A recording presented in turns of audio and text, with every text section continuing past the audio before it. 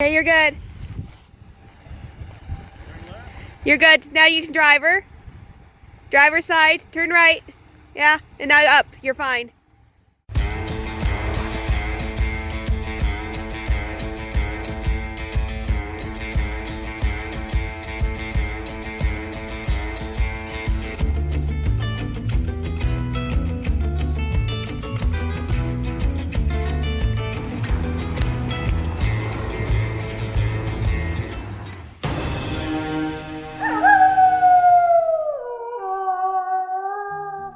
Today on Legendary Trails, we go overlanding on Utah's hidden jewel, White Rim Road.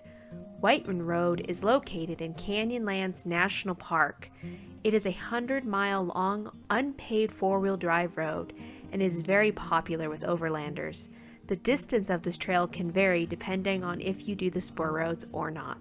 We completed this trail going east to west, starting at Schaefer Trail and Island in the Sky. Our goal for the evening was the campground called Schaefer, which is located near the start of White Rim Road. To reach the campground, you must complete Schaefer Trail. Schaefer Trail features hairpin turns, steep grades, and cliffs with no guardrails. It is considered dangerous since it drops 1,500 feet to the canyon bottom. The views from this trail are epic. However, this road is steep and shouldn't be attempted in inclement weather. If you are uncomfortable with this road, you probably shouldn't complete White Rim Road either. Schaefer Trail is easier than the two hills on the White Rim Trail, Murphy's Hogback and Hardscrabble Hill. White Rim Road, also called White Rim Trail, is named for the White Rim Sandstone formation below the Island in the Sky mesa of Canyonlands National Park. The road was originally built by the Atomic Energy Commission in the 1950s to provide access to uranium deposits in this area. During the 1950s, uranium mining was a large industry in Utah since uranium was used for nuclear weapons production during the Cold War. The San Rafael Swell is full of similar roads that were created for uranium mining, but they are now used as four-wheel drive roads instead. Unlike the San Rafael Swell, the mines located along White Rim Road produced very little uranium ore, and all the mines were now abandoned. The trail itself consists of loose dirt, sandy washes, and sandstone formations. Along the way, you'll drive cliff edges, shelf roads, steep hills, river crossings, and views around every corner. If you plan to complete this drive in a vehicle, the National Park Service requires a high-clearance four-wheel drive vehicle with 4low. Besides all the rock formations on this trail, be on the lookout for wildlife. If you keep an eye out, you'll be lucky enough to see some desert bighorn sheep like we did.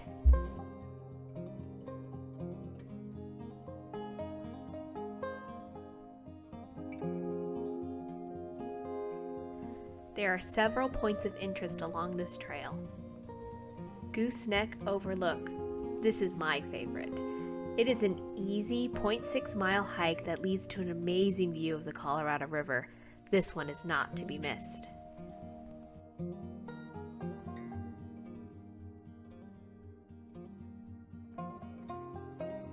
Musselman Arch. This is technically a bridge, which was called the Little Bridge many years ago. The arch was renamed after a local resident well known for exploring the region around the bridge. It's about 5 feet thick, 6 feet wide, and 187 feet long, and 300 feet down. It's super cool no matter what its name is, and it's an easy walk from the road, and definitely something you don't want to miss. Lathrop Canyon. Depending on river levels, this is a great place to have lunch. When we were driving here, the Colorado River was flooded, so we couldn't make it to the picnic tables. However, there are some nice cottonwood trees along the trail to take lunch underneath. This detour is about 4 miles and is the only access to the Colorado River for the entire trail. White Crack. This is a great little detour and the place we camped on the second night of our overlanding adventure. From here, you can see into the other areas of the park, the Maze and the Needles District. I wouldn't camp here if there's heavy rain or thunderstorms like we did. It was a little scary and very exposed to the elements. However, if you're camping in nice weather, the view is great. Fort Bottom Ruin. This is a moderate hike that leads to a nice ruin at the end. We didn't complete the whole hike due to a member of our travel group being scared of the cliff edge. If you don't like cliff edges either, you might want to skip this one. Trail obstacles. For the most part, this trail is a pretty easy drive, but that really depends on how comfortable you are with cliff edges and slick rock. There are some very rough sections of the road that are littered with rocks and small boulders that you will need to navigate. The trickiest part of this trail, of course, are Hardscrabble Hill and Murphy's Hogback. Murphy's Hogback. This obstacle marks the halfway point in the trail. It is very steep and narrow, and if you meet someone going the other way, it is a long way to find enough room to pass. We met a truck with a trailer and it wasn't fun. Expect a very steep and rocky climb to the top of the pass. This portion is badly washed out, but is still passable and 4-low with some skill. Once you have completed the climb, you will reach Murphy's Campground, a site, a great campsite that is neck and neck with White Crack for those who have been in the area.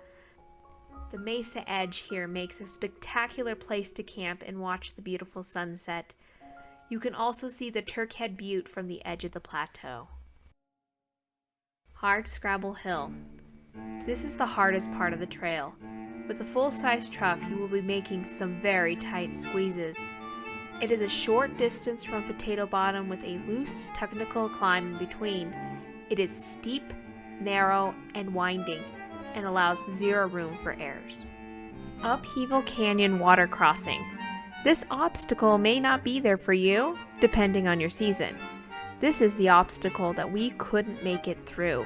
During the time we went, the Green River was flooded and running at 18,000 CFS. Needless to say, it was way too high to make the crossing even for our Ram. Since our last camp spot in Taylor Canyon was located after the river crossing, we had to drive all the way back through all those obstacles to complete White Rim Trail. Since the trail is slow, we met a nice group of people at Airport Campground who let us share their camp for the evening. Surprisingly, this was our favorite campsite for the trip. Tips and tricks for this trail. Bring plenty of water. There is no potable water anywhere on the trail, and the river access points are few. Bring extra gas. If you can't cross the river or your vehicle is extra thirsty, this will give you peace of mind. Check the river levels before going. Even in late June, the river can be flooded and make completing this trail impossible. Plan 2 to 3 days for the trip. This trail is slow going and there are views around every corner. This is something you don't want to rush. Just enjoy it. Take cold weather gear even into late June.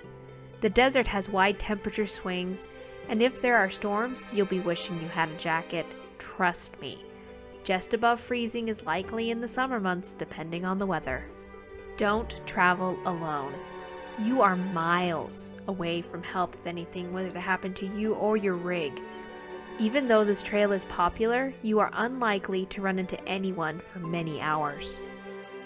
The White Rim Trail is truly a bucket list trip that everyone should experience in their lifetime.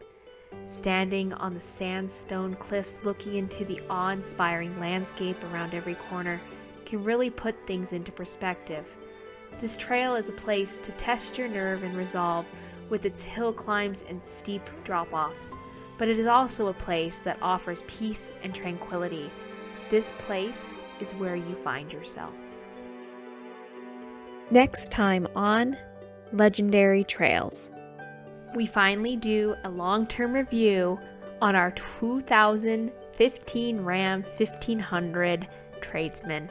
We will cover the good, the bad, and the ugly. Thanks for watching. Please like, subscribe, and share with your friends. We'll see you next time on the trail.